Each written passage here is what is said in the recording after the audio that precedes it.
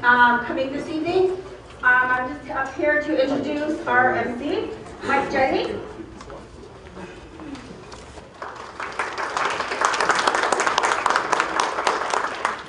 Wahamitaki api, iha chante waste na fetu do kaya here do wambli na nielo.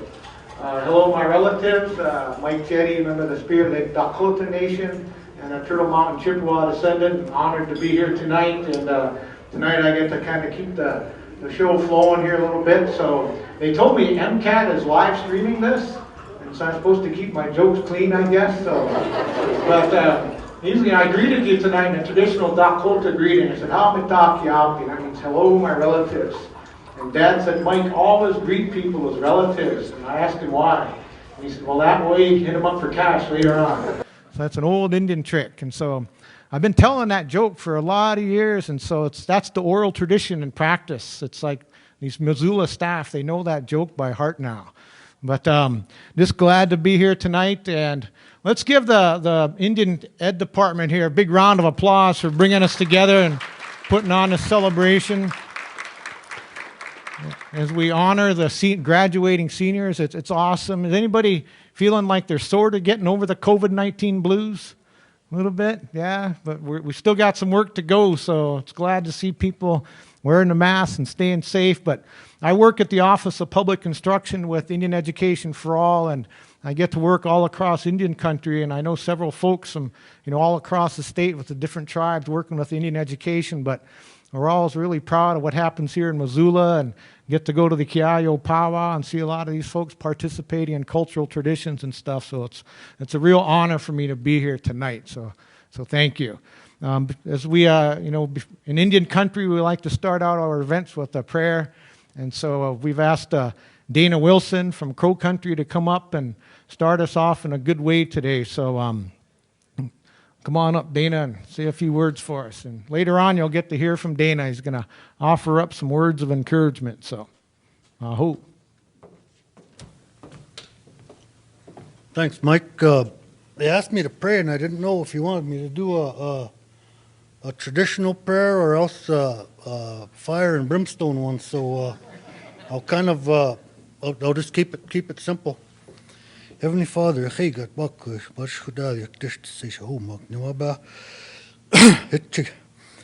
you for all the food. We thank you for all the graduates. We thank you for everything that you've given us, Heavenly Father. And we ask that you bless the graduates, bless the parents, bless the teachers, bless this food, and bless all those that have traveled far and great distance to come and celebrate with these graduates, Heavenly Father. And ask all this in your precious name. Amen.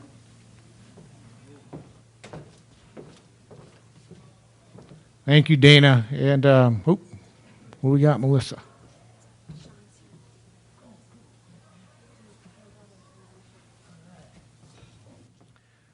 And now we're going to have an honor song from Sean Whitegrass. And so he's going to offer up a song to honor all the seniors and honor all the people here tonight. So when we usually do these, we stand up. So stand up and honor your seniors here tonight. So good to see you, Sean, here. I'll stay.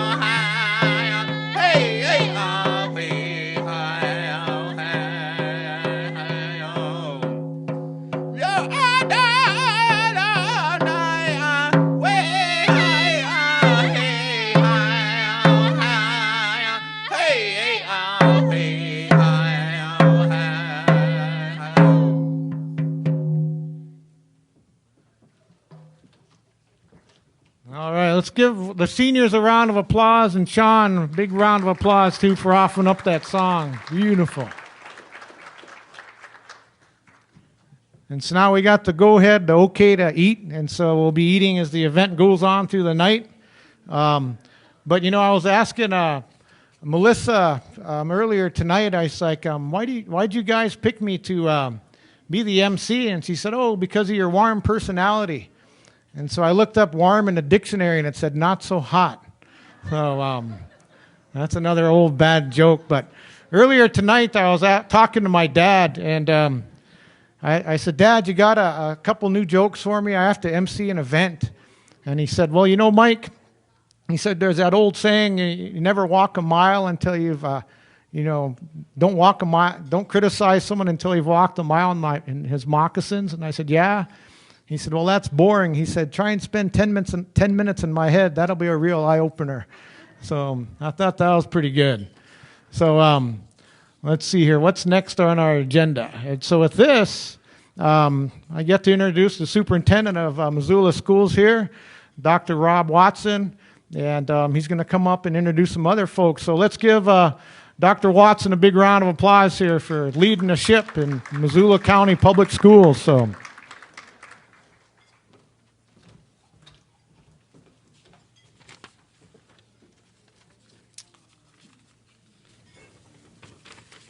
Welcome, everybody. Thank you very much for being here. For those I haven't met, my name is Rob Watson. I'm the superintendent of schools for Missoula County Public Schools. I have the sincere privilege to be here with our graduates this evening, something I've looked forward to for a number of months, so really thankful that everyone's here. I have a few important guests to introduce, and then I get a chance to introduce our next speaker as well. So first of all, I learned long ago the first people you always want to introduce is your boss, if your boss is in the room. So I'm going to introduce our school board members first because they serve as my boss. And so I've got our board chair, Diane Lorenzen, if you could stand, and our board vice chair, Walina Oldperson, and a board member, Nancy Hobbins. And we may have somebody else that sneaked in, but I think it was just those three. So thank you for being here this evening.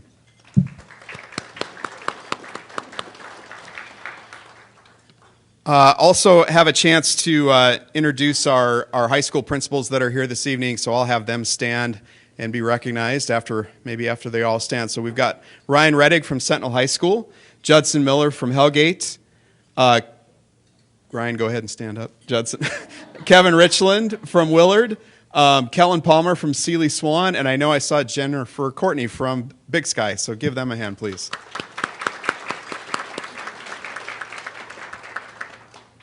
And last but not least, the other district staff. So in addition to our wonderful staff from our Native American Services Department, we also have some other important folks here this evening. So Russ Lodge, our Assistant Superintendent. Go ahead and stand, Russ. Amy Shattuck, our Director of Federal Programs. Hatton Littman, our Director of Communications. And I know I'm missing somebody. Anybody else? Last chance. Thank you. Oh, is Burley here? Oh, Burley McWilliams, Director of Facilities. Thanks, Burley.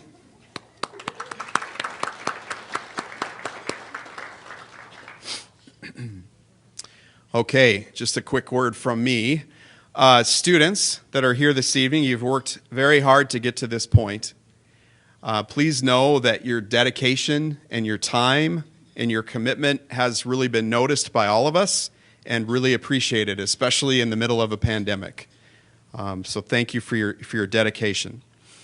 Students, you should be proud of yourself for what you have accomplished with the support of your teachers and your families. On behalf of the Board of Trustees and the entire faculty from MCPS, let me be the first to say thank you for your efforts.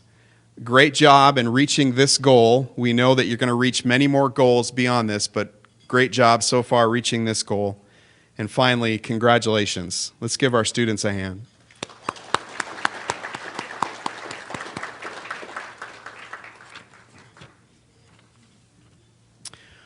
Okay, it's my sincere privilege to introduce one of our speakers this evening, Dr. Ronalda Sosi. I knew I'd get it third time. Dr. Ronalda Sosi, who is Danae. Dr. Sosi comes to us with lots of experience and wisdom. Currently serves as a Native American Studies professor at UM and also a STEM Academy coordinator and faculty member at Salish Kootenai College. So please welcome Dr. Sosi to say a few words for us this evening.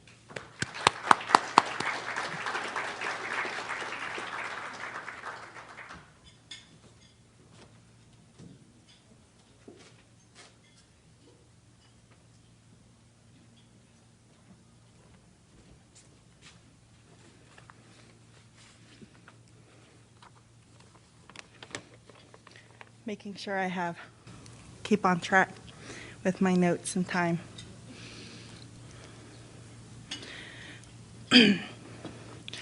Yad she na nicht ejetra bahanishle na shashe bashichin asche dashe chedo ashe dashanale le the nebeke yaten na shado trotlakande shiyaho a. I'd like to say thank you, and I'm just really like to first express my sincere appreciation for the invitation. It's a very humbling experience to be standing here before you all and sharing my journey with the hopes that it may inspire each of you. By you, I'm meaning the students, possibly parents. You know, it's never too old to go back to school. Never too late to go back to school, or you're never too old to go back to school. I grew up in a small community on the Deneb Reservation called Tualakan, or Sweetwater, and it's in Arizona, northeastern Arizona. As a child, I remember following my grandma around, asking her tons of questions about the natural world. Most of the time, we were out herding sheep, and sometimes we would be searching for traditional medicines and plants. While we were out there in the blistering heat, sometimes in the cold, and when it was windy, it never failed. She always committed to watching after her sheep and teaching those around her everything that she knew. I grew up in a multi-generational home of 11 people. Now that I think back to it, that's a lot of people, right? I lived with both of my great-grandparents, my grandmother, my mother, my uncles, my aunts, and of course, my siblings. Our home was always so chaotic, but at the same time, it was filled with traditional knowledge, culture, and language. As Indigenous peoples, we are so blessed with the knowledge of our ancestors. I tell my children, you should be proud of where you come from and who you are. As a whole population of peoples that experience such pain and hardship, attempted assimilation, and trauma. Be proud of who you are. Be proud of who you represent. Our ancestors fought so hard against all of these attempts to erase our culture, to erase our language. But we're still here. We are resilient, and we will continue to strive and succeed in the modern world. So make your ancestors proud. Face the world and your futures with great pride. Over the weekend, I walked by a mural with an Indigenous woman that had colorful shapes coming out of her heart. And it went down this long pathway. It was an underground pathway on the MSU campus. It's separated, and it went into the gym area But at the end of that mural was a message that read, "Education is a kind of revolution." Considering everything our tribal leaders of the past have negotiated and fought for, it is amazing to see so many of you here tonight at the verge of new adventures. Sitting Bull once said, "Let's put our minds together and see what kind of life that we can make for our children." That life that they envisioned, by they, I meaning our tribal leaders, and to see what was to produce innovative thinkers and the next generation of leaders. Just remember, we are the embodiment of those words. We are succeeding in a system that at one time was created and designed to change who we are, right? To erase where we come from, to erase our language. But we held through. Our grandfathers, our grandmothers, our aunts, our great aunts, our great uncles, they all fought against all of that. And to this day, our languages and cultures remain and survive. So, as a child, education was always stressed in my family. I recall my elders saying, "Go and earn your feather," but I'm almost certain that it was because of a really popular song at that time, right, in the 70s, I remember. I don't remember, but almost remember. Is that, "Go, my son, go and earn your feather"? And as that song, I just remember it, and I always thought that's why they were saying it, right? I understood the significance of a feather. But I never truly understood what they meant until I was exposed to the indigenous culture here in Montana. While the feather has so much meaning in my own culture, and I know of those meanings, they were quite different. It is here in Montana that I learned that the feather represents prayers, positive thoughts, and often gifted to individuals for achievements and life markers. Each of you are graduating from high school in the coming weeks. It is such a great achievement to be so proud of, and it will be the first of many that you will receive in your lifetimes. It is time for you to take the next journeys in your life. It may follow the path of pursuing an academic degree, or maybe even an entrepreneurial adventure, or learning a trade. My personal journey was outside of the norm. I actually started in 1997, over 2 decades ago. Man, that's a long time. But at that time, I wasn't quite ready for college. Instead, I chose to be an ambassador for my tribe and relearning the Navajo language or the Diné language and culture and practices. It was during that time I learned how to pray. At the same time, I really truly learned how to pray on my own, is what I mean. But at the same time, I was also working at Wally World. And for those of you that don't know what Wally World is, it's Walmart. That was my first job. I finally decided to go back to college, so I enrolled at the first ever tribal college and university, and that's the Diné College. But I was swept off my feet by a young gentleman, as the Bilagana would say. I stopped out of college. I started a family, and I eventually worked so many service-related jobs.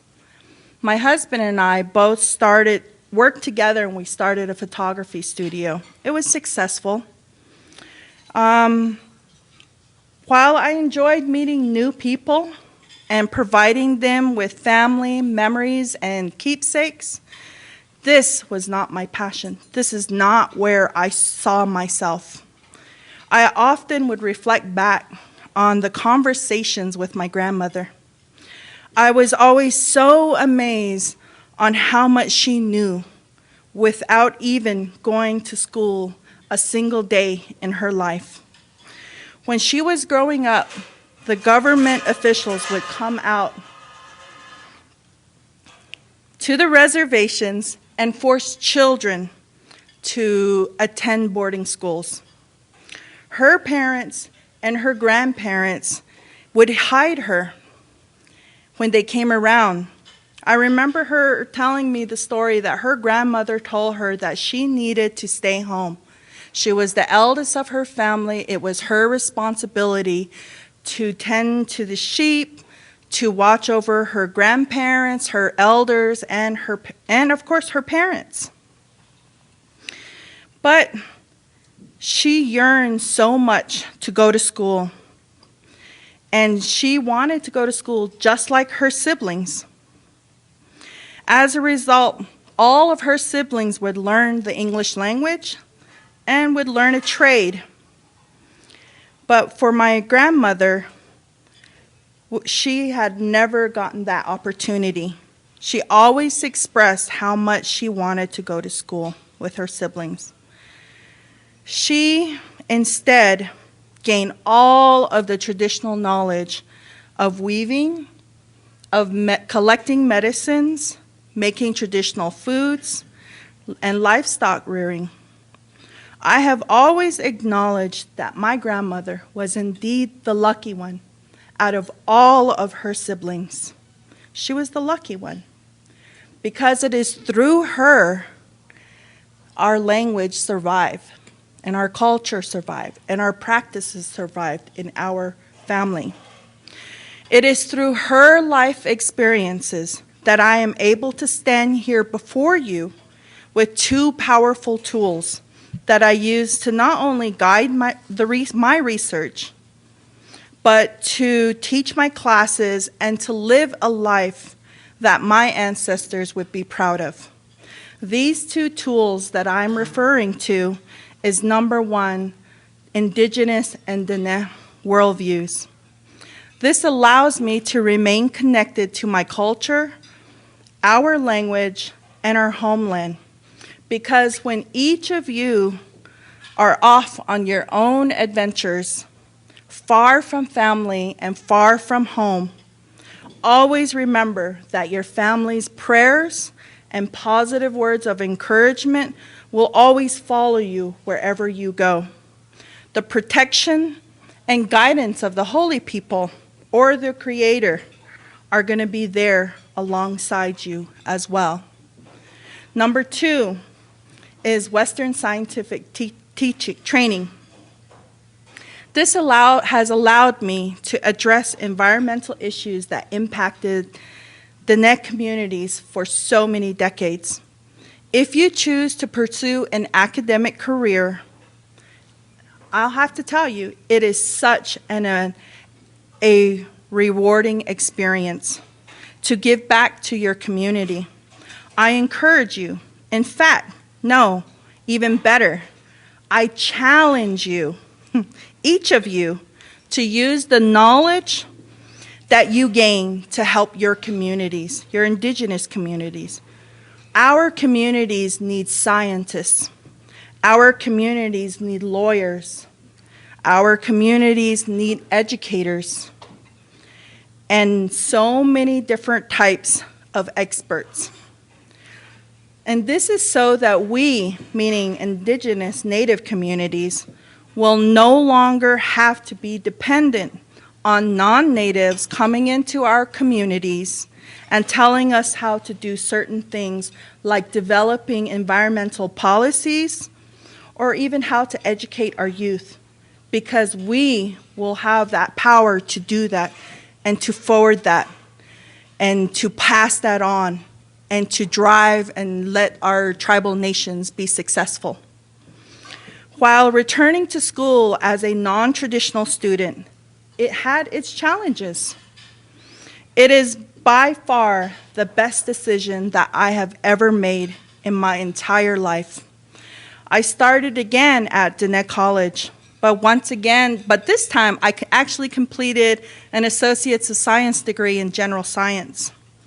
Then I continued on at the University of New Mexico and pursued a Bachelor's of Science in Chemistry. While in my junior year, I was exposed to a pre-doctoral program, and this program opened my eyes to graduate school. So in the fall of 2003, I uprooted my family, and I moved them, and moved us all to Missoula, Montana. You should have seen the complaints that I've heard all the way up. And the whole year after, my friends, my family, my home, I knew those challenges. I shared those experiences with them, with my children. But they did the same thing that I did. They adjusted and got used to Missoula. And Missoula is now a community we call home. My first year of graduate school was not my greatest experience, but after changing programs, it became a much positive experience for me. It was awesome. I was finally in charge of my own research and the direction that I was going to take it. I wanted to include Diné worldviews that I grew up with. And I wanted to truly engage with my community to address their water contamination issues. And I did just that. In sharing my story with the hopes that it inspires you, each of you, to take charge of your own future, when I look throughout the room, I see nothing but potential. My advice is, it is better to try and fail than to never make an attempt and always wonder about the possibilities. In my lifetime, I have failed so much and so many times, but I got back up. I learned from my mistakes, and I tried again. I also say that it's fine to live your life, as long as you have the courage and dedication and perseverance to revisit those passions and aspirations at a future time. That's what I did. We are not all built the same. Some are so motivated that they'll go directly to college, graduate, and start their careers immediately. As for me, I had a few exits that took me to many different places and had so many different experiences. But I eventually got back on the main road and completed my educational goals. And maybe one day, you too can have a cool Crunchwrap Supreme hat just like mine. Your paths will all be different, but make the best of them. I wish each of you the best of luck, and I'll be sending positive vibes in your direction. Thank you. Yeah. Any questions? Just kidding.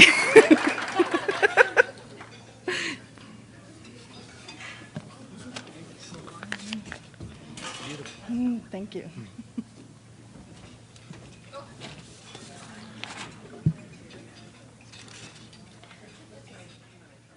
Well, let's give Dr. Sosi another round of applause. That's powerful.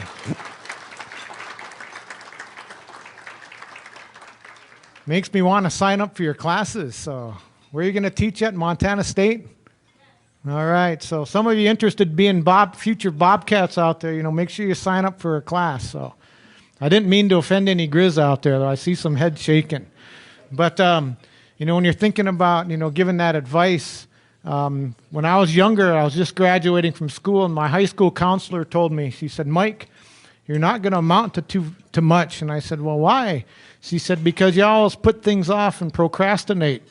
I looked at her and I said, just you wait. Yeah, there's a bad one.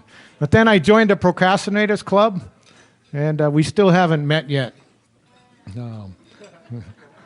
Poor Duran, he's groaning at that one under his mask. I can see that. But I'm just curious to see how many different tribal nations we have here in the room. So anybody from Blackfeet country?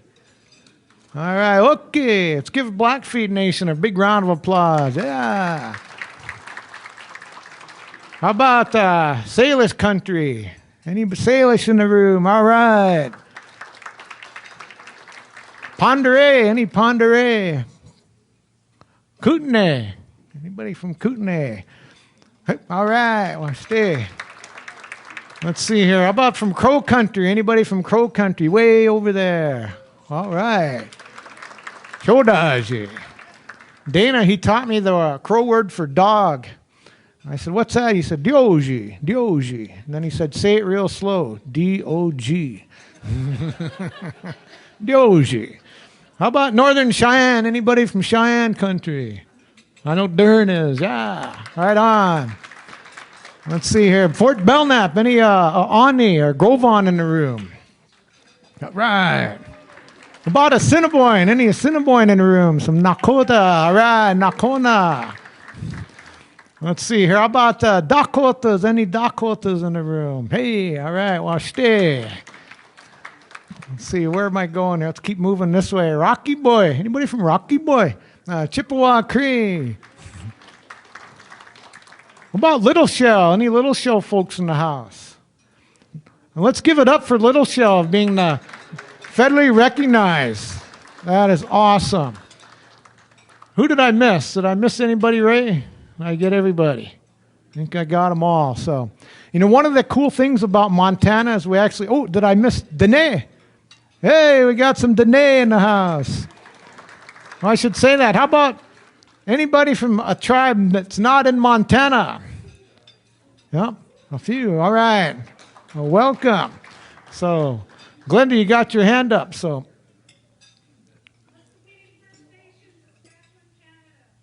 hey, Canada, international border. Anybody from Canada, eh? All right. Cool. Thanks for making me think of that international border, though. But so welcome all those different tribal nations. We talk about urban Indians, and one of the things I saw in a report was urban is not a type of Indian; it's an experience a lot of us has had. And so I think that's powerful, and it's really cool that we have functions like this that can bring different tribal groups together to celebrate our indigenous identities, our indigenous cultures, with giveaways. And one aspect of a giveaway is drawings. And so I think we're going to have a raffle right now. Is that what's going on, Melissa? Oh, hey, some folks just won prizes. So if you won a prize, raise your hand. All right. Let's give those guys a round of applause for signing up for the raffle. Oh, slick. Shelby Heron, where are you at? Shelby, you won something. All right, cool. So we'll take a few minutes before our next speaker, have a little bite to eat, and then we'll hear from Dana. So it sound good? So enjoy your meal. And is it going good so far? That was powerful words we heard earlier, so thank you. All right, so let's take a little time to eat and enjoy the evening.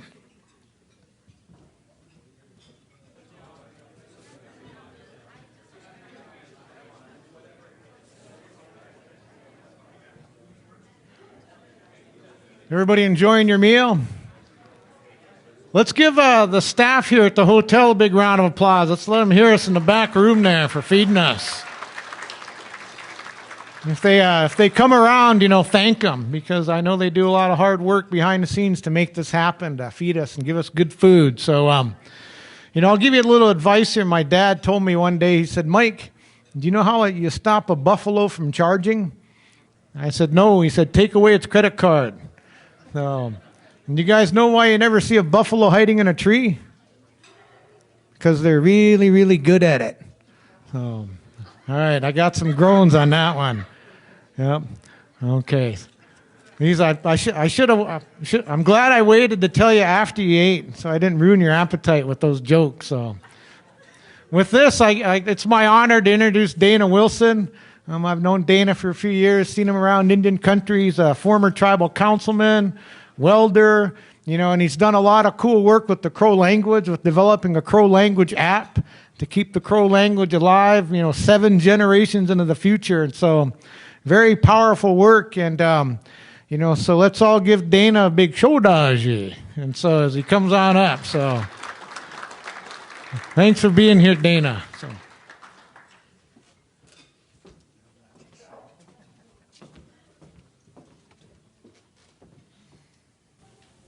I was allotted a little bit of time, so I'm going to set my timer here. If I go beyond there, so I'd like to start off by congratulating everybody. Congratulate the graduates, the parents, and the teachers, and everybody that was a part in making this thing happen. Especially the teachers and the staff, because you guys are in the trenches. You're dealing with these kids every single day, day in and day out, and that's a pretty tough job. It's simply something that I wouldn't want to do it. We made it through a COVID. It was something that never happened before in my lifetime, and probably a lot of you guys' lifetimes, and we've all experienced loss, either directly or indirectly, and it's something really, really hard to do when you deal with loss. It's devastating, but you choop through it, and you succeeded.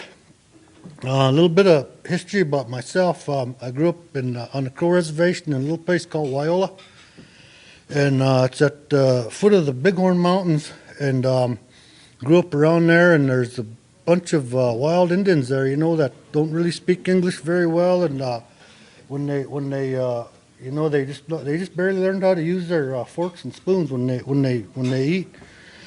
But it's not something that it's something that I'm very, very proud of. It's our language is not really very healthy right now. And we talked. Dr. Sosi talked about her language, and Mike talked about language and stuff like that. And that's something that we need to give it a shot or something, and try to make it spoken more, at home, at school, wherever it may be. I went to school, and I graduated high school in Lodgegrass, and it's a lot better school than Plenico is. I'm just kidding. Just kidding. But I went to school, and then after that, I went to work, and growing up, I didn't really know what I wanted to do with myself other than swim and ride horses, But you can't really make a whole lot of money doing that. I went to work at the coal mine, and I was there for quite a long time, like 15 years. And I got involved in union politics, and then from there I got involved in tribal politics. And as far as politics, Mike and I were talking about it earlier. I'll be probably pulling knives and shanks and poison arrows and forks and stuff out of my back for a long, long time. But I was a non-traditional student myself, the same as Dr. Sosi, and it was really, really hard. I wish I'd listened to my parents when they told me right out of high school, go and get your degree. And that's a little bit of advice I'd like to offer you graduates is you don't have nothing tying you down. Go on and go to school, or go to trade school, or join the service, or learn how to do something while you're young. Enjoy your time, enjoy your youth. I got a degree in geology here. It was hard. It was really, really hard because my very first math class was like sixth grade algebra. I was like a old guy. I was doing like sixth grade algebra stuff, and it was a little bit humbling. I finished up, but while I was here, I got involved with the PAC committee, and I was the chairman of the board for a couple terms. And through that, I met a lot of awesome people. I met Glenda Weasel, Mrs. Hammett, Willina, and you know, a lot of people that are still working there for that long. I'd like to encourage you guys not to be afraid. The graduates, don't be afraid. Be adventurous. Try things. You know, if you have friends that may be from different cultures, you know, like Missoula is a very, very diverse community. And, you know, if you have friends that might be Arabs or from Africa or from even another tribe that's foreign to you, go and hang around with them. You know, try things, experience their food, their culture. And most of all, have the courage to fail. You know, don't be afraid to try things because you're afraid to fail. You know, that's the biggest failure there is. You know, we all make mistakes in our lives. You know, shucks, I've failed, you know, thousands of times, but you know, I've been, I don't know if I've just been stubborn. I don't give up.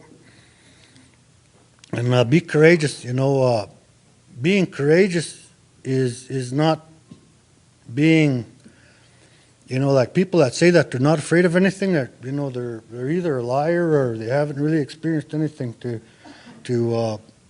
that's fearful. And in order to be courageous, you have to have fear. But to have courage, you overcome your fear and you go and tackle whatever it is. You know, going back to my school here, you know, all of us have had an inspiration, somebody that helped keep us in school. You know, it might be a parent, it might be a guardian, it might be a brother or sister. The guy that kind of really inspired me when I was, you know, going to school, taking bonehead algebra classes and English classes and stuff like that was a gentleman. I think he still lives there. His name was Newton Racine. And, you know, he was taking classes and he was struggling, and I made friends with him. And Newton, he had, when he was a little boy, he had brain cancer. And, you know, his balance was bad. He had a cane, and, you know, I befriended him. And, boy, that guy did not give up. You know, he did not give up. And, you know, through all the adversity, the physical challenges that he had, he couldn't hear well, he couldn't see well. And, man, he stuck in there, you know, he tried. He did not quit, that guy. And, you know, like sometimes I know that some of us, like, that have gone to college and have taken classes, you know, there's times where you have all these things, you know, things at home, illnesses, your kid's sick, you're sick, whatever, but, you know, the courage to get up and go, you know, somebody had to inspire you. Maybe you inspired yourself or whatever, but, you know, that guy kept me in the ball game. Another thing that kind of kept me in there was, you know, my mother prayed for me a lot. My parents prayed for me a lot, and I said my own prayers. And, you know, don't get me wrong, prayer is probably the best thing in the world. But, you know, you still got to do your part, you know. I mean, you could have all the prayers in the world and lay in bed and never accomplish anything, you know. So you got to get up and do your part to help those prayers along. You know, don't complain about things. You know, that's kind of the biggest thing that I hear a lot. I mean, you know, I'm kind of a complainer myself too, you know. But I remember one time, you know, growing up in Wyola, there's not really a whole lot. There's no stores there. There's no really industry there. But I went to work at Sunlight Ranch, and I was like about 15 or 16 years old, and get up and went to work. You know, they had a cookhouse there. Boy, they had good breakfast, you know. So I'd get up, I had good breakfast, and then we'd go and work, come back, they'd bring us back in, and we'd eat, and then we'd go back and work. And, you know, I didn't really care. You know, I wanted to ride horses and trail cows and do that kind of stuff. But, you know, most of the time I was mowing lawns, picking up trash, fixing fences, you know, doing, I guess, menial type stuff that weren't a lot of fun to do and wasn't a lot really cool to do. And, you know, I didn't think my boss was very fair. You know, I played race card. Oh, shucks, he don't like me because I'm Indian, that kind of thing. And through this whole thing, my dad we'd come home, have dinner, and my dad worked at IHS in Crow, and we'd come home and we'd sit down, we'd have dinner together, and he'd ask me, how was work? How was your job? What did you like? And, you know, I must have complained a lot, but he didn't say anything. Oh, okay, well, I said, and that went on, and then, man, I got paid, payday. First real job where you have a check that had the stub, they took Social Security out and stuff like that, and I think I had like about, maybe $300, I think minimum wage at the time was like four something an hour. And man, I was happy, shucks, I was all kind of pumped up and, sitting at the table again. My dad, hey, did you get paid today? Yeah, and he's like, oh, how do you like your paycheck? Man, I like it. I said, how do you like your job? I don't know, it's still, I don't like my boss, I don't like my coworkers, I don't like this about it, I don't like that about it. And then my dad said, shucks, if you don't like it, quit. Quit your job. And I was like, yeah, it's kind of, that's coming from my dad, why would he tell me to quit, and so he taught me something, don't complain. He said, there's no such thing as a perfect job. There's no such thing as a perfect boss. There's no such thing as perfect coworkers. There's no such thing as, we live in reality, we live in a real world where, for the most part, people are bad. No. But, getting over that and realizing that, that was some of the best advice that he gave me is, don't complain, do something about it. What can you do to improve it? What can you do to change your mindset? What could you do to improve your conditions to where you're not coming home and being a complainer all the time? And, I'd like to share some of that advice, with you guys. Don't complain, just go in there and understand that, your boss is human, your coworkers are human. They go through things in life, they have bad days, they experience loss that makes them come to work feeling grumpy or feeling sad or just being a grouch. We need to understand that as human beings, we're people. We have feelings. We have disappointments. We have highs. We have lows, and everybody has that. And understanding that will kind of help get you. Maybe why. Going through that. Don't complain. Another thing is, don't forget where you came from. I always like to bring that up. I come from Wild, Montana, and I'm pretty proud of that. Eagles got a mighty few district. And there's a pride associated with that. Man, there's some, like I said, there's some wild Indians there. But, there's some of the most awesome people that I know. And I'm, proud to see them. We see them somewhere, and, man, we're happy to see each other. And don't forget where you came from. But go somewhere, go somewhere, go to school, go to the service, go to Africa, join the Coast Guard, go somewhere and experience things, but don't ever forget where you came from. My clan uncle, he was the late Joe Medicine Crow. He gave me my name when I was born. The Crows, when the way I was taught was when a baby is a year old, they have a naming ceremony, and as soon as they're born, a couple days after a kid's born, you go to a respected elder, clan person or whatever, and you say, this is my son, I want you to name him. So they have a whole year. They got a whole year to think about it, so it's not just like a rush job and they wake up, okay, I'm going to call you George. It's not like that. There's a lot of prayer. There's a lot of thought. There's a lot of things that go into this naming thing. And he named me Shigak Bachla. It means fortunate boy, lucky boy. He was a World War II veteran, and he accomplished all these things. And he was actually, I guess, considered the last war chief of the Crow tribe because he accomplished 4 deeds in order to become a chief. And I'd go to him, I invited him to my high school graduation, kind of like that, and we have like a cake cutting ceremony where you call on somebody to cut your cake, and they make a wish, and then they cut that cake, and then, they kind of give you a blessing. And what he told me, what he shared with me was, at the time I was still kind of I didn't know what I wanted to do with myself. I was still kind of a little bit, wanted to ride horses and swim all the time, but I knew I couldn't do that for a living. But, he encouraged me because he was an educated man. He was a learned man. he said, you know, whatever you want to do, you know, you got to go somewhere and remember that you're a Crow. Always remember that you're a Crow Indian, but when you go and work somewhere else, you're going to have to conform to the Western society, the Western train of thought. And, you know, he explained it to me. You know, I'm 18 years old. You know, I didn't, you know, I was kind of, might have been a little bit slow, you know, but he was able to explain it to me in words that I understood and words that I held on to. Is like, you know, keep one foot in your, grounded in your culture, and keep that foot there, and then have your other foot on the other side, do whatever, and you'll always be kind of centered, so you're not, you know, over that night. You know, that really made a lot of sense, and I encourage all of you guys to do the same. Remember who you are. Be proud of what you are, who you are, your family, your name, everything like that. And, you know, respect. You know, have respect. In order to respect somebody else, you have to respect yourself. You know, when you get up in the morning, how do you respect yourself?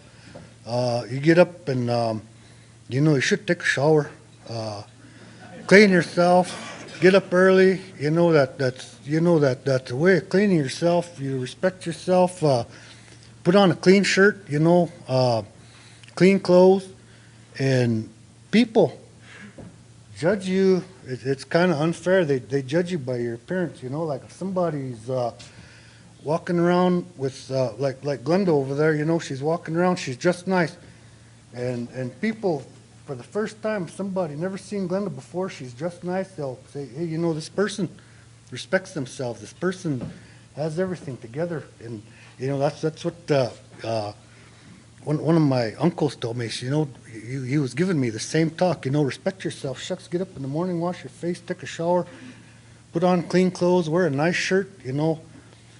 And people that don't even know you, they're going to actually think that you got it all together just by the way you look. But if they spend about five minutes with you, they'll know how you really are. So, you know, that might not really help you. But showing respect is, you know, telling people hi, you know, elders, you know, being good to elders, being kind to little children, and respecting them. Don't say harsh words. It's you know, they say that saying good, kind words is one of the easiest things to do. And, you know, try to live that. Try to live that. I mean, it's hard for me sometimes. You know, I get kind of angry and upset sometimes, and, you know, I say a lot of things that I shouldn't say.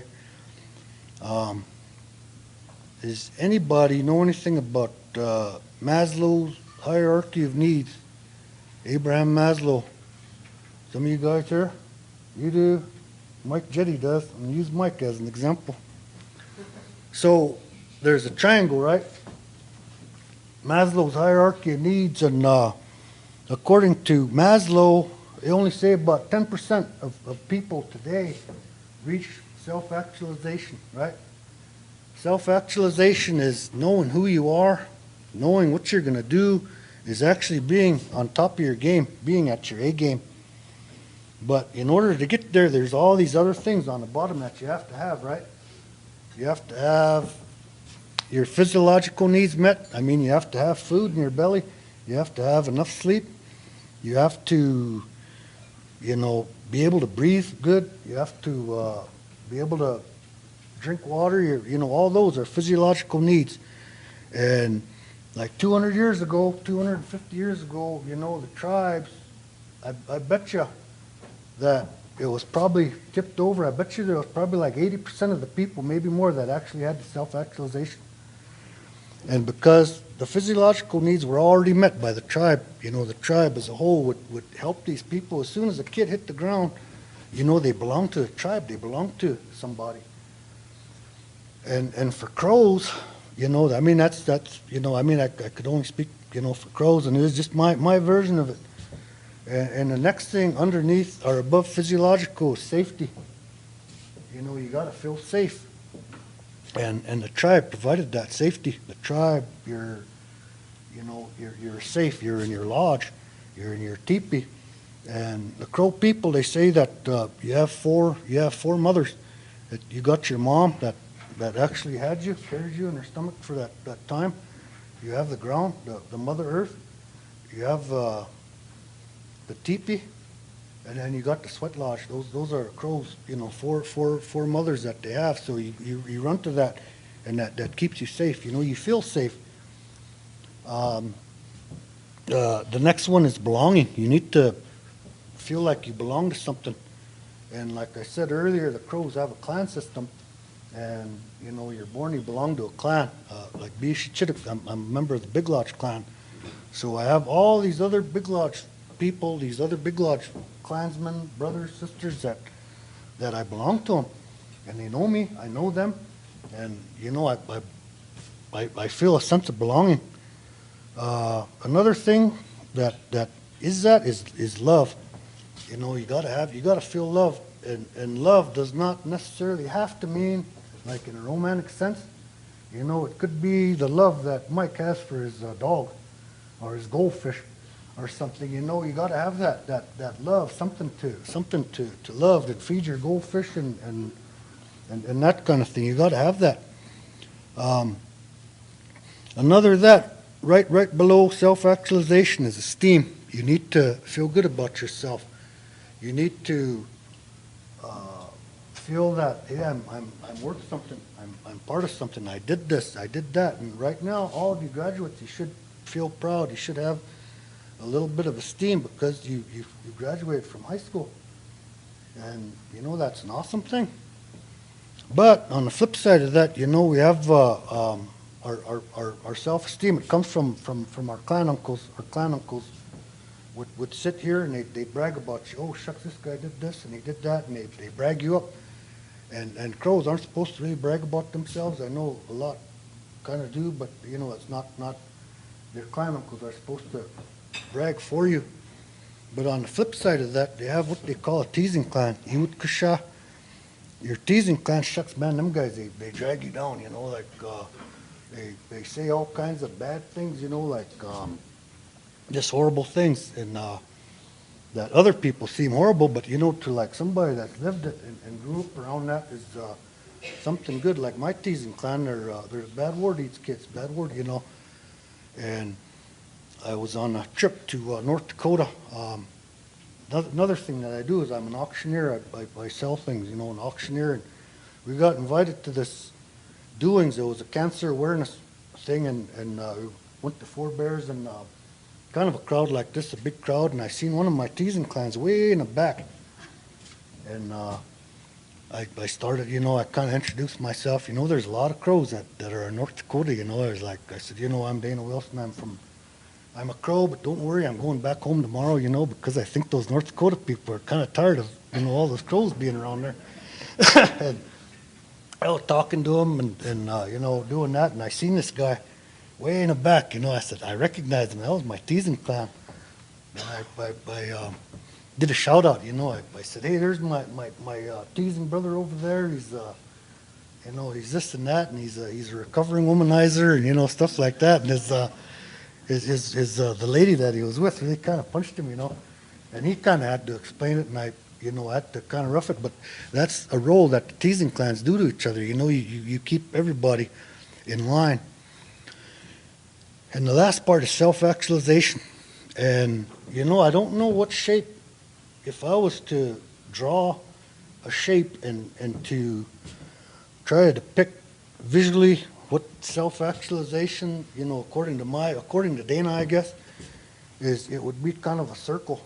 It would be kind of a circle thing, circular in motion, because you're always moving. You're always moving, you know, like when somebody's up at the top, man, you know, you can't, you know, gravity, you know, physics, the law of gravity, you're going to fall. Somehow you're going to fall, you know, you might, something might happen to you. But because you have everything underneath you built up, man, you know how to get back up there. You know how to get back up there and be back up on top again.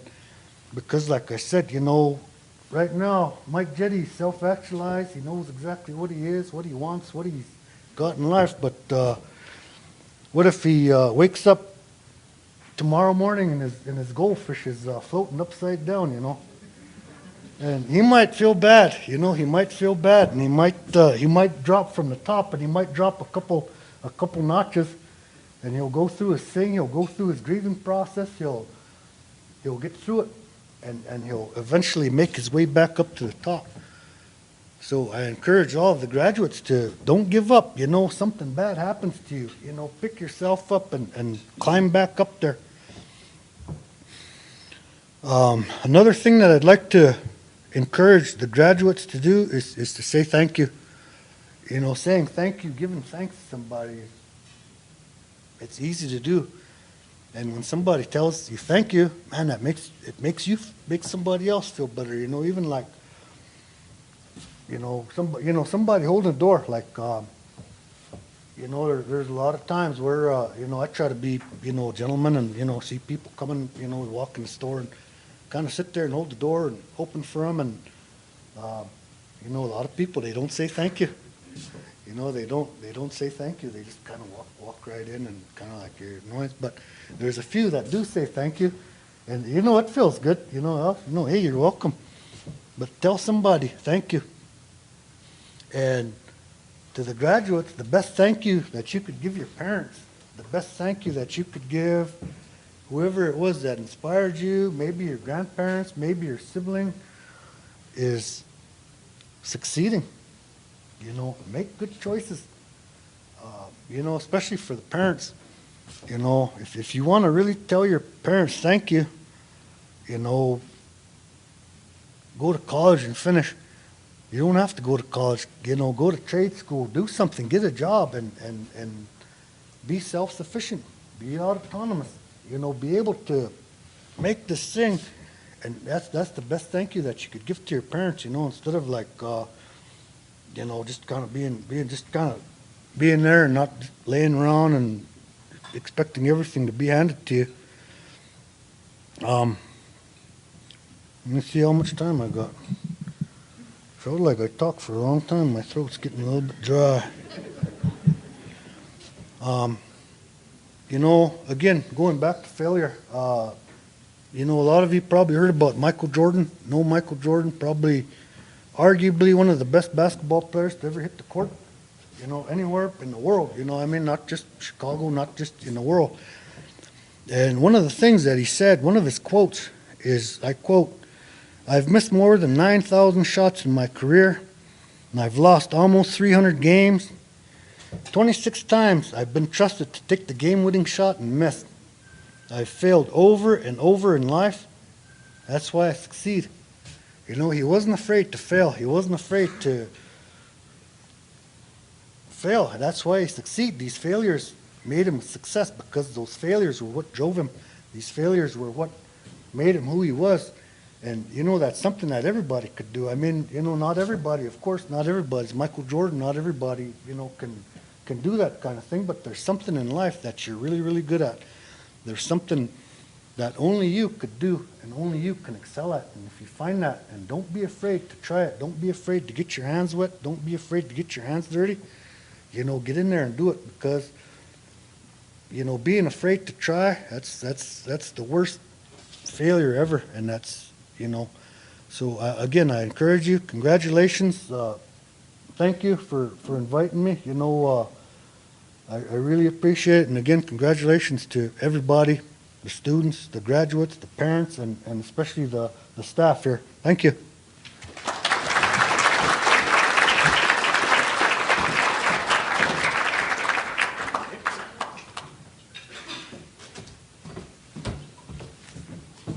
All right, let's give Dana another big round of applause and a big aho. Itchikwaste. You mentioned it, Maslow. Something I learned about Maslow is he hung out with the Blackfeet.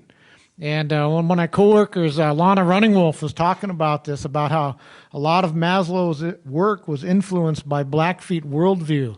And so that's really powerful. And so I want every future teacher, or if you're in college, to know that a lot of this indigenous knowledge has influenced how we teach now. And it's really powerful. So it's cool stuff. But, Dana, you're talking about Crow culture and Crow world belief and Crow world views. Anybody ever been to Crow Fair? Go check it out if you haven't been there. But heard this story at Crow Fair. This Crow lady was driving to Billings, and she pulls off on the interstate and sees this woman there hitchhiking. and she's got a big bag. So she says, "Hey, where are you heading?" The woman says, "I'm going to Billings." He said, "Well, hop in, me too." And she says, "What do you got in the bag there?" And the woman says, "Oh, I got a hand drum for my husband."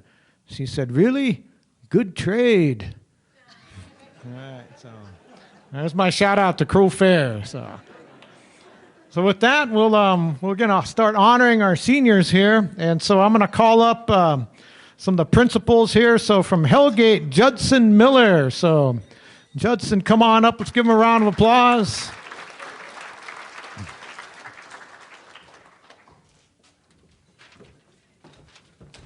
All right. Thank you, everybody, for this great privilege. I get to be the first to acknowledge our seniors on this great night. And it's nice to see everybody in person again. I see so many faces that I've seen through a video screen for a year, so it's kind of nice to see everybody in person. I'm going to start with Brianna Begay, who has been a standout student for us. She's just been an amazing, playing basketball for years, just hardworking student athlete, great night representative. So congratulations to Brianna. Yeah, I think it's worth it. We'll do an applause after everyone. Dustin Brewer, he is a competitive racer, like Spartan type races and some other things. So Dustin's done a great job at our school representing both the Hellgate Knights, and his grit and determination, I'm sure, will serve him well later as soon as he graduates. Let's give a round of applause. Shelby Horan, I saw her in the back. She is also a hard worker. Yes, I was asked to have students stand up, so I'm going to have Shelby stand up. So Shelby is our knight. Thanks, Shelby. She's a hard worker, a great advocate, a self-advocate.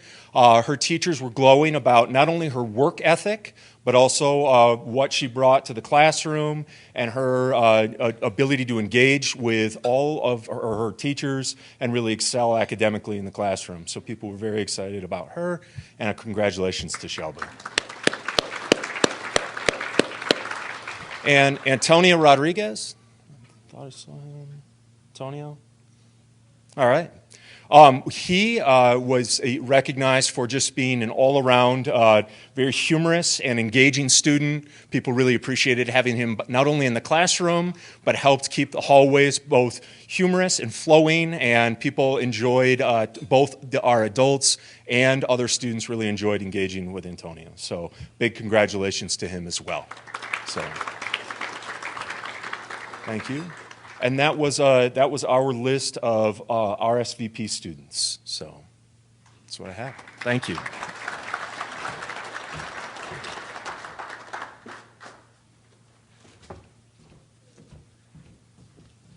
All right, and next from Big Sky, Jennifer Courtney. So come on up, Jennifer. Let's give her a big round of applause.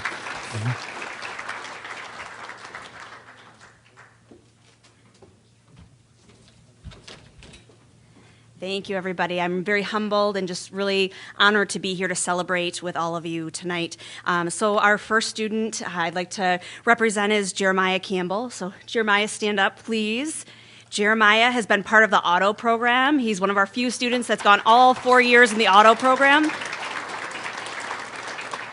and has a strong desire to carry those skills into life after high school. So congratulations. Carter Gramboy. Yeah, you could stand up. Thank you. Carter has persevered through life challenges. He's taken many IB classes at Big Sky and has really thrived in the building trades classes, so we look forward to seeing where you go in the future. Thanks, Carter.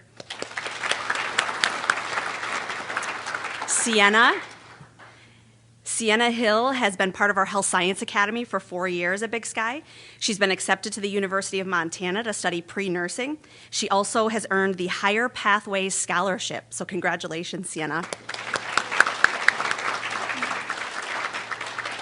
Is Chaz Ledoux here tonight? So Chaz has been a star varsity basketball player during his time at Big Sky. He's also been accepted to the University of Providence and offered a basketball scholarship. So congratulations to Chaz. Vegas Longtree Bear Cub. Vegas is an IB diploma candidate. He's a multi-sport varsity athlete.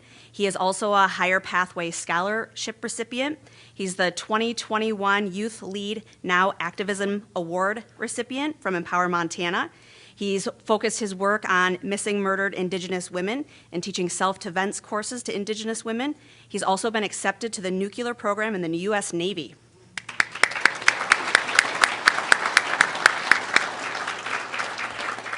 Ian McClure, stand up, Ian. Ian has grown so much in his 4 years at Big Sky, and we're really, really proud of him. He's developed really great relationships with staff and students, and we really look forward to seeing what you do after high school. Kylie McLean. Kylie has been a part of our ag program for all 4 years at Big Sky High School. She's been accepted to the University of Montana and will be working at Missoula Prime Vet Clinic. Congratulations. And Coulter McWilliams. Coulter has also been a part of the ag program for his time at Big Sky High School and FFA all 4 years. He is also one of our most responsible student workers out at the Ag Center. He knows I appreciate that a lot, so congratulations, Coulter. And I think I got all the Big Sky students, so congratulations. Thank you.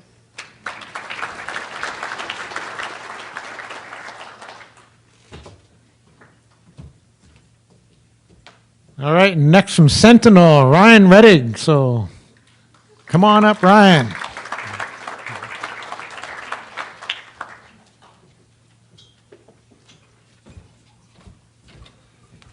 Thank you for having me. Mr. Jetty, as you can tell, you probably don't know who I am, but I was the one stalking you 2 years ago when I was offered the job at Sentinel. To get my certification, the first thing I needed to do was pass the Indian for Ed All class. And so I called to make sure you knew I completed that. So anyway, so thank you. I'm Ryan Regg, principal of Sentinel High School. It's awesome to be here. Appreciate it. As Mr. Miller said, it's nice to see people in person. Too many meetings on the computer. So first off, I wanted to recognize a couple. We have William Guskey's not here tonight. He's at a track meet in Kalispell. William's competing in the 200-meter hurdles and I believe the long jump. So Williams in Kalispell. Gabe Hotchis is working tonight. So I just want to give him a shout out too. He's persevered through a lot. He's finishing up, I believe, online, and he'll be graduating again this year. Lisa Marin also working tonight. Christopher Nemec, I believe, working tonight. So these guys were dedicated. They couldn't be here tonight, but I wanted to honor them and make sure you knew who they were. And one more, last person, Carl Silva isn't here tonight. He's been ill, so he is home tonight. So a round of applause for those individuals.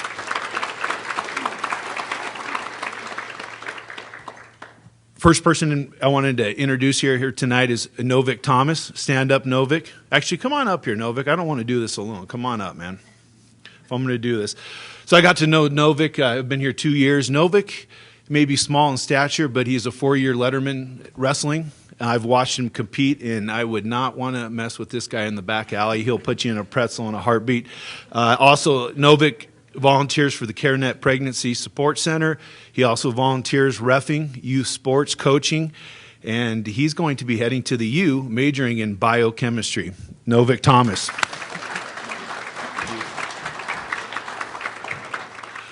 Next person I'd like to introduce is Aaliyah Biglake. Come on up. Aaliyah is a varsity letterman in basketball and cross country. And this is pretty amazing as I get to know these kids, because there's a lot of kids, but I talked to her. She's already completed basic combat training for the National Guard, and she's been accepted into advanced individual combat training this summer. When she completes that, she's going to be heading to the U to study business education. Aaliyah Biglake.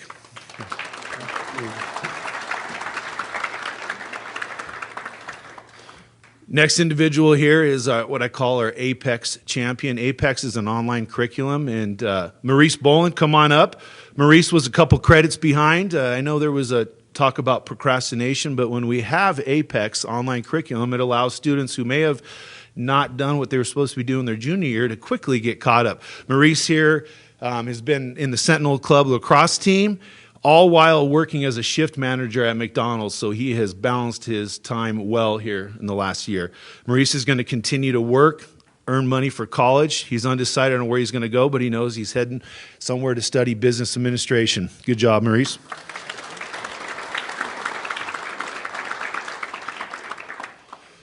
Now, I enjoy this gentleman because we share if you know me, I'm a prankster. This kid's a prankster too. Seneca Tabo, come on up. Seneca, we like The Office. If you've ever watched The Office, a lot of pranks going on. If Seneca was a character in The Office, he would be Jim Halpert, which is pretty cool. He is also cross-country track. He is heading to Chile on a 2-year church mission. So, job well done, Seneca.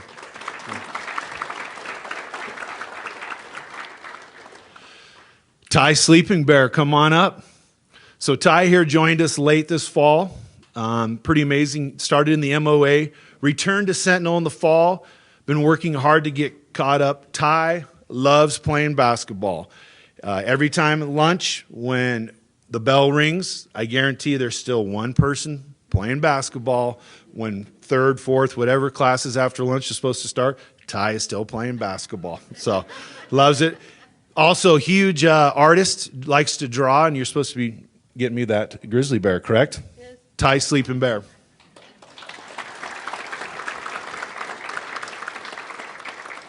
Next individual, Moses Yellow Robe, come on up. As you can see, he dresses because he is quite a performer. If you know Moses, he just prom last Saturday night, the only student who danced for 3 consecutive hours. And I'm not kidding you. He was on the floor dancing for 3 consecutive hours. I appreciated Moses because he has sang.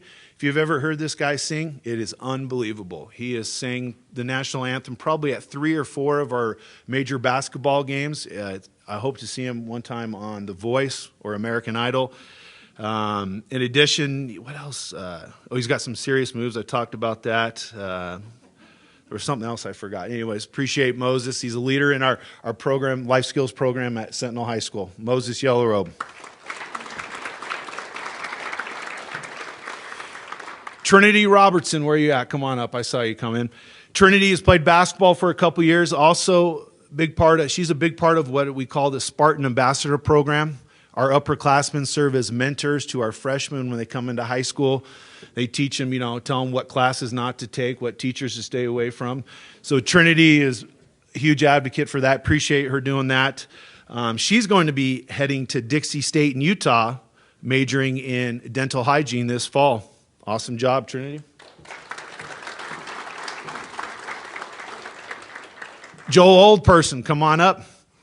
Joel's been an active member of our Native American Club. He's also a varsity letterman, basketball and football, integral part of our state championship football team. You can probably take a look at him. You probably figure out what position he plays.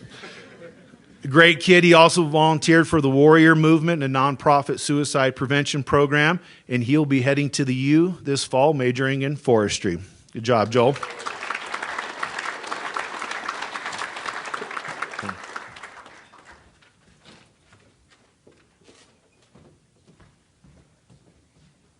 All right, thank you. I remember those phone calls, too.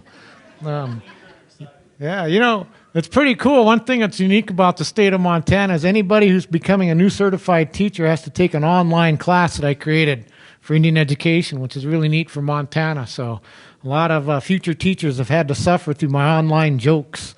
So with that, let's go to Kellen Palmer from Sealy Swan. So come on up, Kellen.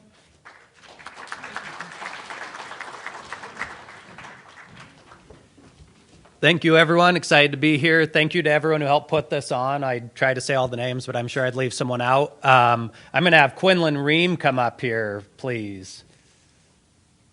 Quinlan is a member of our basketball team. He's been a 3-year letter winner. He's persevered through so much since he came to Sealy Swan High School. Biggest thing about Quinlan, every time he meets someone, he's got an award-winning smile. He's covering it up for you right now. And every teacher to the person would say how nice Quinlan is and how awesome it is to have Quinlan in our building. He's done a great job with his academics, and we're so proud of him for graduating. Great job, Quinlan.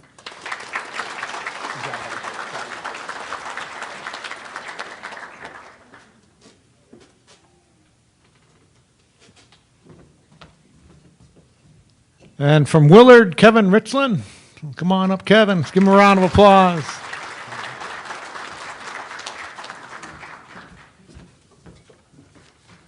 Evening, everyone. One thing I wanted to mention this evening was we have 14 students, Native American students who will be graduating this year from Willard. I think it's the highest number of students we've had graduate from Willard, and I'm really proud of that, and I'm humbled every day when I come to work, and I learn so much from them, and I want to thank them for being the great students that they are and helping me be a better principal and helping Willard to be the school that it really is, and I want to thank you very, very much for that. So, first student is Joseph. Boom. Do you want to come up? Or do you want to stay there? Come on up. So Joe joined Willard as a senior this year. He's an amazing skateboarder. I don't know if you knew that about him. He's a really good musician as well, and an excellent writer. And a really interesting thing happened the first couple weeks he was at school. I was walking down the hallway, and I just heard this beautiful music coming out of one of our classrooms. And I stopped in, and Joseph was there playing piano. And I just struck up a conversation with him about that. And he said, you know, I've never taken a piano lesson in my life. I just play by ear. And I was amazed at this beautiful piano music that was coming out of the room, and getting to meet Joseph for the first time and learning about him and his journey as a musician. So after high school, he wants to work for a little while and then has goals of going to the University of Montana to study music. So Joseph, congratulations. Next, Shaden Brewer.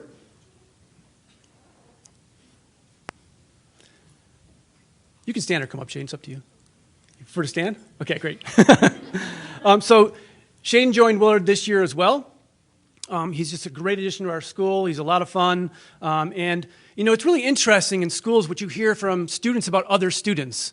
And so a student came down to my office the other day. He's like, Kevin, you're not going to believe this. Shaden plays 6 instruments, and he wants to be a Canadian Mountie. Did you know that? And I was like, no, I had no idea, but I'm writing it down right now because the people need to know that these are the interests that Shaden has. And so Shaden's going to be graduating this year. Congratulations, Shaden.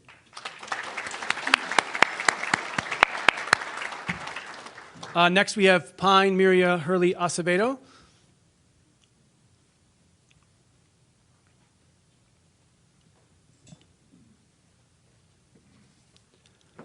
So Pine has been at Willard for 3 years now, about so, yeah? 4? 3.5. They are part of the last group of students, actually, at Willard who will graduate this year who were in the old building and the new building as well. So that's something that not many students can say, so. They've been really active in our student senate, helping create a really nice school environment and positive, welcoming atmosphere in our school. After graduation, Pine plans to take a gap year and then attend school to study psychology, hoping one day to earn a PhD in psychology. So Pine, congratulations.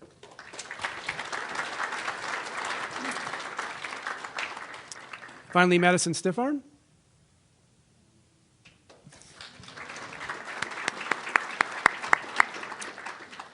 So Madison also joined Willard this past year. Her positive smile and positive attitude really immediately brightened Willard as a school. Maddie has a wonderful sense of humor and naturally makes those around her happier. Again, a great addition to our school. Academically, she worked really hard to achieve graduation this year. And next year, Madison will start working and then hopes to transition to SKC and attend college. So congratulations. Thank you, everyone.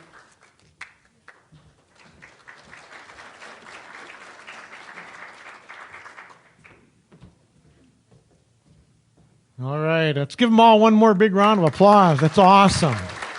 A lot of future leaders out there. I heard someone's going into dentistry. Is that right? Someone?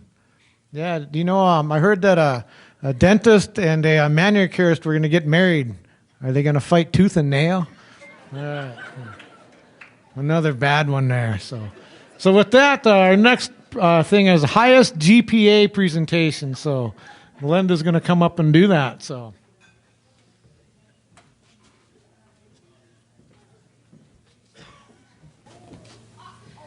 Somebody took my list. No. Did one of the principals take the list?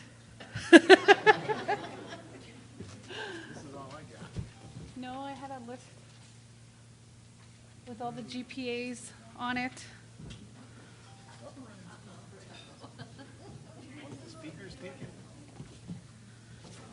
Oh, there, you took it. Mike had it. So every year we honor a student with the highest GPA. in the district, but they have to be in attendance here. This is something that we encourage, and we try to encourage all of our Native American graduating seniors to attend this nice affair, because it takes a lot of work. And I'd like to thank our parent advisory committee this year. You know, they raised almost $7,000, and so I'd like to give them a hand.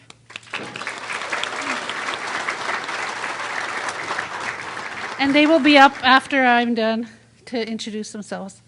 So we give a special gift to the highest GPA, and this person in the room this evening had a GPA of 3.9791. So, and this person, I'd like to have him come up, is from Sentinel High School, and his name is Novik Thomas.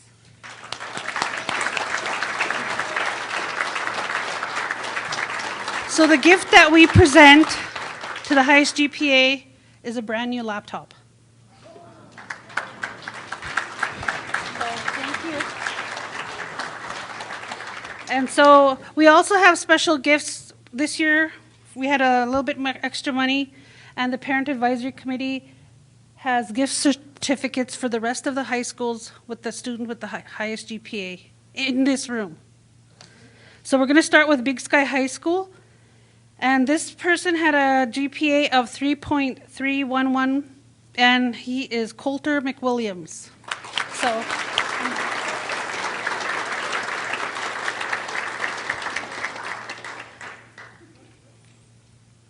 So congratulations, Coulter.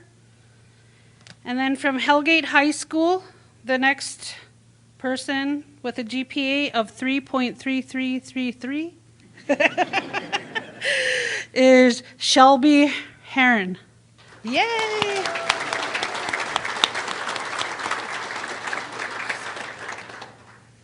And then, of course, of Sealy Swan High School, with a GPA of 3.2888, is Quinlan Ream.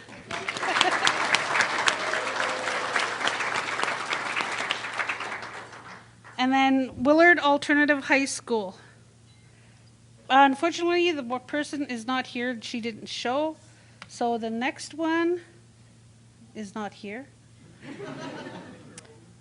So the next one is with a GPA of 1.5142, Joseph Bohm. So if you could stand.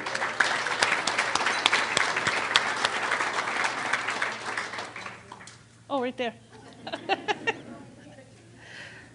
So we'd like to thank everybody, all these students, for all your hard work, and we do like to honor everybody, and I'm hoping that all the seniors were able to get a prize, door prize, everybody. Did you guys enjoy them? For the ones that won. Thank you. Okay, so back to you. Oh, me? What am I doing? So I'd like to call up the rest of the Native American Student Services Department, and we are all going to say a few words and kind of what we do in the schools. This year has been really hard, you know, due to COVID and doing the online learning and staying at home. We have like some staff that stayed at home and worked from home, but we all showed up here. And if for all of you that don't know, my name is Glenda Weasel. I started work for the Indian Ed Department in 2006, so I'm the longest. As Ray would say, I'm the elder.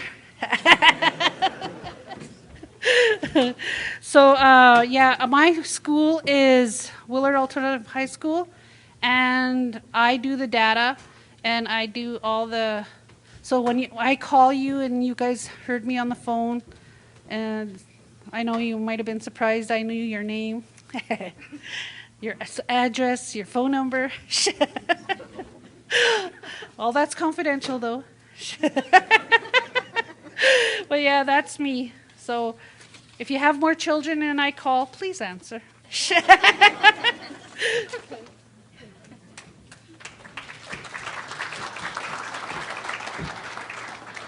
I want to give a big shout out to the PAC home Home Resource Council. They provide a lot of the funding for this, and it's always a good time. So I just want to congratulate you students. You all did a wonderful job. I commend you on, where you're at and where you're going. So nothing but success for you that I'm wishing for you. So, but I work at Sentinel, Hellgate, and Meadow Hill, and CS Porter. I worked remotely this year, and it was hard. It was really hard. But we got you here, so I'm glad you're here. All these faces are pretty much when I started working. These new faces were just coming in as young sixth graders, so I got to watch them grow, and it's really good to see them here today. So thank you.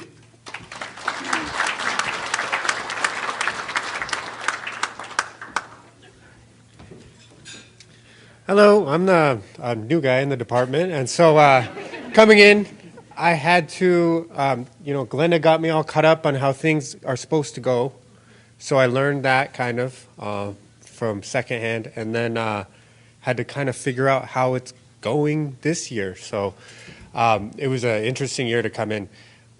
So I had to learn two jobs basically, how it did work and then how it works now, sort of.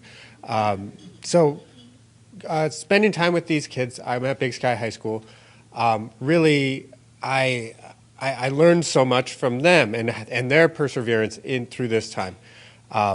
They kept me going. I was really just holding on to their coattails with dear life, trying to keep up. My feet kind of running, maybe getting drugged a little bit by these guys. So I'm really proud of them. They have persevered through the most difficult year. I'm sure all the adults here, it wasn't like this when we were kids. And I'm really happy for you moving forward. Me, I'm not super old. I think I'm the youngest staff member. But I am older than you seniors. And I one day will count on you to take care of me, to fight the new monster, whatever it may be, COVID-45 or whatever. So you guys, we're counting on you to grow up, be doctors, be lawyers, fight for justice, fight for peace, fight for the environment. And I'll be right there with you, supporting you. But one day I will be old and I'm going to need you. So work hard. Thank you.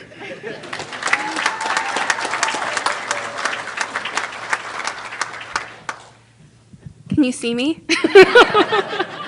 I'm Daisha. I'm a Native American specialist, and I work in elementary schools. So they're all smaller than me, and I prefer it that way.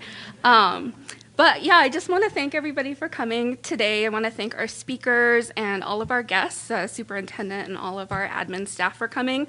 But especially want to thank you seniors and family and support people who are here celebrating your seniors. We're so proud of them, and we're just happy to be in person this year and to celebrate your seniors and this huge accomplishment. And just glad that you all could be here too. And we recognize that it's a huge honor and accomplishment for your family as well. This year I am the chairperson of the Parent Advisory Committee. Last year I was on PAC, and last year was my first year with the district, and the senior dinner got canceled. So I was in charge of planning it, and we realized about a month ago that I was planning something I've never even been to. So I hope that this has met your expectation. It's been a really great night, and I'm glad that you all are here, and congratulations, seniors.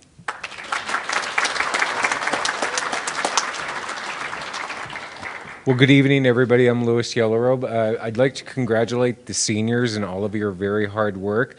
You did an outstanding and excellent job, and I'm really excited for all of the great things that are ahead of you. I appreciated hearing from all of your principals about not only your successes in high school, but also your future activities as well. So congratulations, and also take some time to thank your family and all the support that they provided for you in order to help you get through to high school and on with the rest of your life.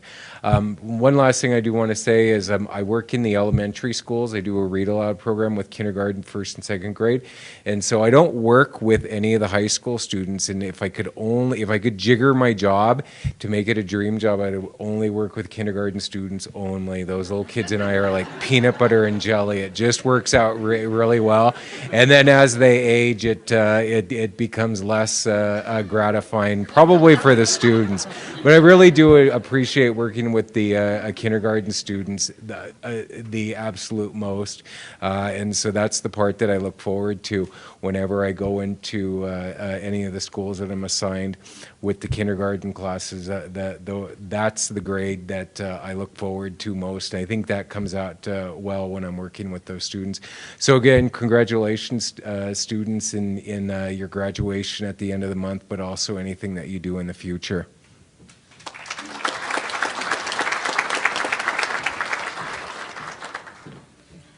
Good evening. My name is Melissa.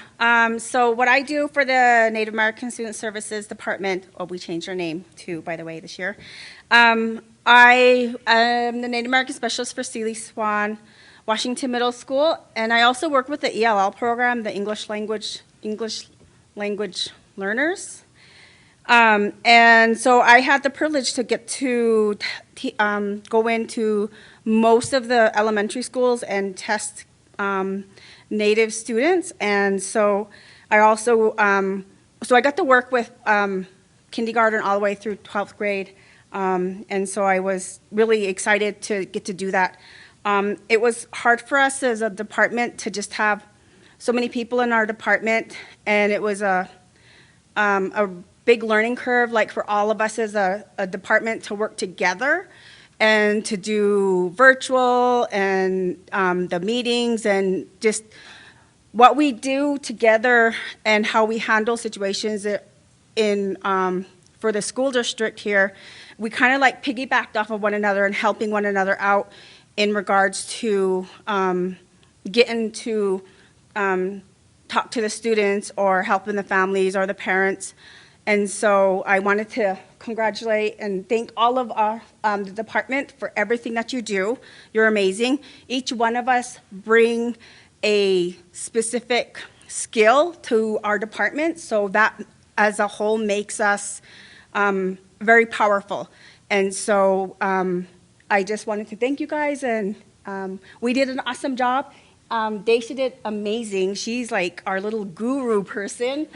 And so, you know, for her to, and the PAC committee to raise as much money as they did in a pandemic is pretty dang amazing. So with that, I thank everybody and all the seniors. Congratulations. And I'm just happy to, I actually know a lot of you here, so which is pretty cool. So thank you. And Owen, I think this event, because we got to get to have this, so many people showed up, and thank you for all the administrators for coming, the principals. You said amazing words for all your students, board members, the Human Resource Council. Thank you guys. It's just amazing to see all of you guys here.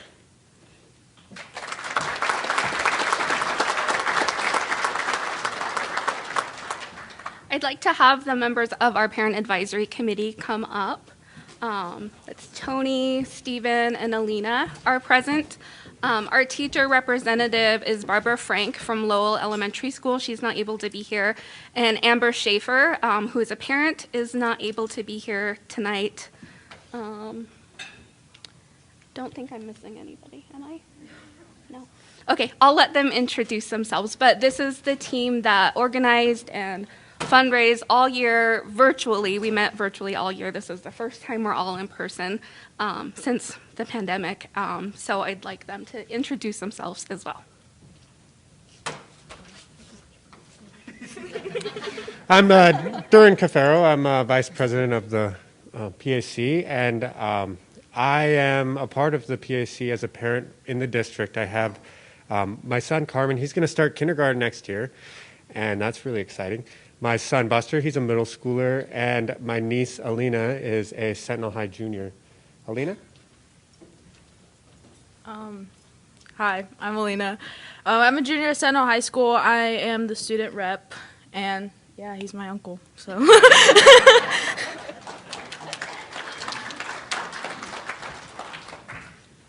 Hello, I'm Stephen Chase. I'm Navajo Dene. I've got one senior at Hellgate. I've had 2 go through Hellgate already. And I have another one who moved on over to Sentinel from Hellgate. So, sorry, Judson.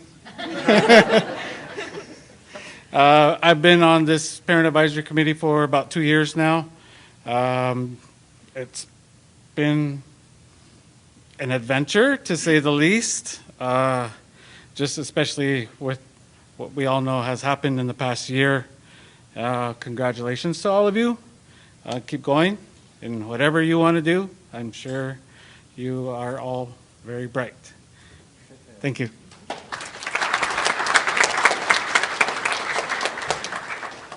I can say, can you see me? Because I'm shorter than she is. I know it. So, anyway, my name is Tony Alvarez. I'm an Assiniboine from Fort Peck, and I've been on the Parent Advisory Committee for about 2 years. I have kids in the school district. I have 2 boys. I have a 13-year-old and, well, no, a 14-year-old and a 15-year-old. They would be insulted if I forgot they're, like, not 15, right? So I am committed to the Parent Advisory Committee because I know how hard it is as a Native student going to a non-Native school. It's hard, and you have to just keep getting up every day. My grandpa used to tell me when I would cry and it would be hard because I was also born with a brain, and I could think. Thinking came easy for me. He would say, okay, my girl, you just got to get up and you got to go to school. And then when you get done, when I was graduating and going off to college, he would say, okay, now you go. You thought there was a lot of white people there. You wait till you get out there. There's really a lot. And he said, and you be brave and you keep going and you don't look right, you don't look left, and you don't look back. He said, you just look straight ahead and you keep going and it's going to be okay. Because we're all praying for you, all of us. And those of us that they crossed over before, my relatives, my aunties and my uncles, my other grandma, he said, they're all looking after you and they're going to take care of you. He said, don't be afraid. So for me, I want to give that to you as seniors, because it's going to be okay. And it is going to be scary and it's going to be hard, but it's going to be okay. And be brave. And you just keep looking straight ahead because it'll be all right. Don't look right, don't look left, and don't look back. And if you have to look back, look at the good things back there because all the rest is done. You put it down now and you don't have to pick it up. It's all done. And we just got to keep going like that. So thank you.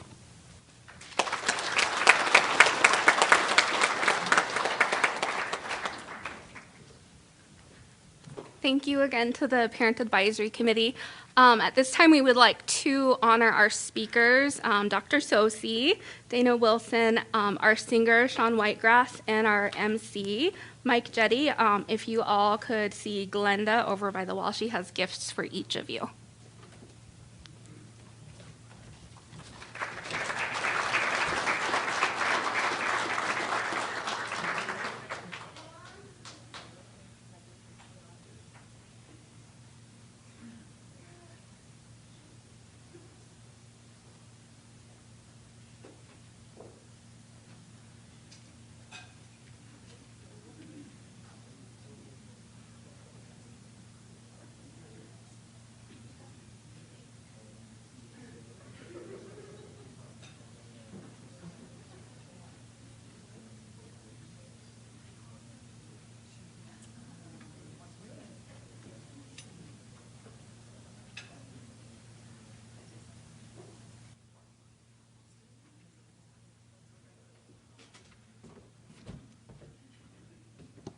All right, let's give the Native American Student Services Department and the PAC another big round of applause for the night.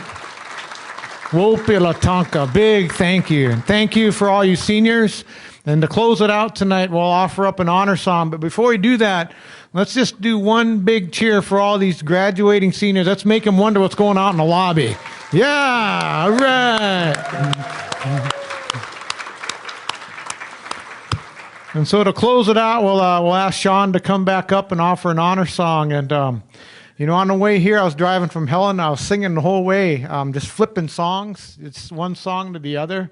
But I was just jamming out with my steering wheel, and I was wondering, you know, people were passing me up wondering, that guy is really angry, you know. But you know, thanks everybody for coming, and thanks for closing us out in a good way, you guys. Aho. So everybody have a safe evening, too. So, stay.